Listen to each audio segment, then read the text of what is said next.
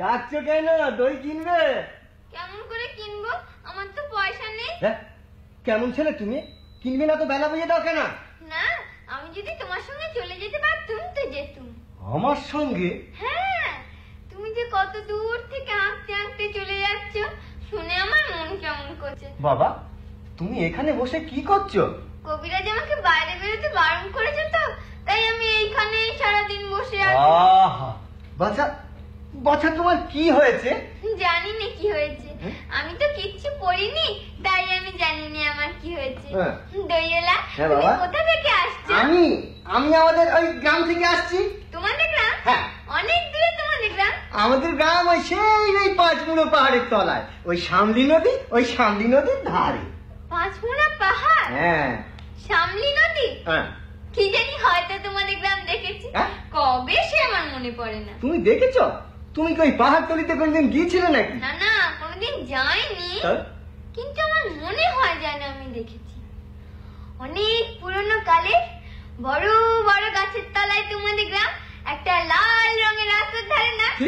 ঠিক বলেছো। সেখানে পাহাড়ের গায়ে সব গরু চড়ে বেড়াচ্ছে। কি আশ্চর্য, ঠিক বলেছো। আরে আমাদের গায়ে গরু চড়ে বই কি, খুব চড়ে। মেয়েরা সব নদী থেকে জল তুলে মাথায় কলসি করে নিয়ে যায়, তাদের সব লাল শাড়ি পরা। কি আশ্চর্য, ঠিক বলেছো। আমাদের এই গয়লাপাড়ার মেয়েরা ওই জল তুলে নিয়ে যায় বই কি, খুব যায়। তবে কিনা বাবা, তারা যে সবাই ওই লাল শাড়ি পরে তা তো নয়। কিন্তু বাবা, তুমি নিশ্চয় সেখানে কোনোদিন গিয়েছিলে। সত্যি বলছি দইওয়ালা, আমি একদিনও যাইনি।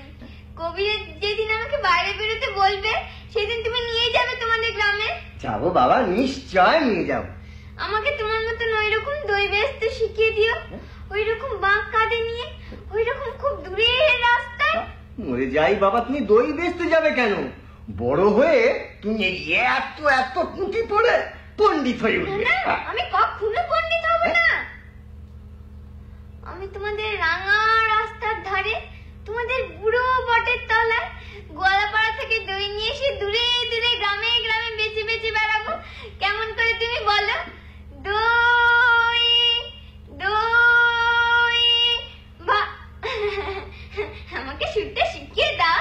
হায় পোড়া কপাল, বলি এ সুরও কি শেখবার সুর? না না, ও আমি শুনতে ভারী ভালো লাগে। আকাশের খুব শেষ থেকে যেমন পাখির ডাক শুনলে মন উদাস হয়ে যায়, তেমনি ওই রাস্তার মোড় থেকে ওই গাছের সারের মধ্যে দিয়ে যখন তোমার ডাক আসছিল, আমার মনে হচ্ছিল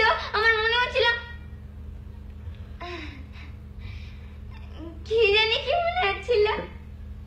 বাবা বাবা, তুমি তুমি এই একবার দই তুমি নাও। না না, আমার তো পয়সা নেই। না না, পয়সার কথা বলো না বাবা, পয়সার কথা বলো না।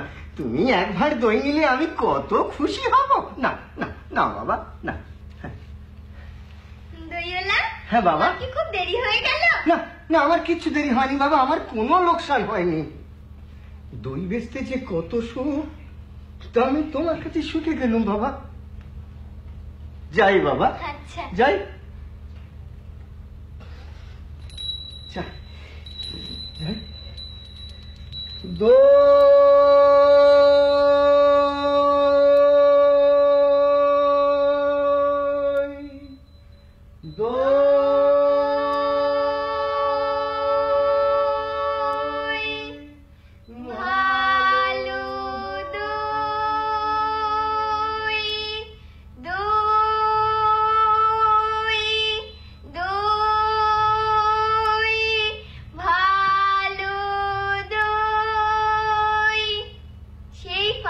পাহাড়ের তলায় শামলি নদীর ধারে গয়লা দেবার দই, তারা ভোরের বেলায় গাছের তলায় গরু দাঁড় করিয়ে দুধ দই, সন্ধ্যেবেলা মেয়েরা দই পাতে সেই দই।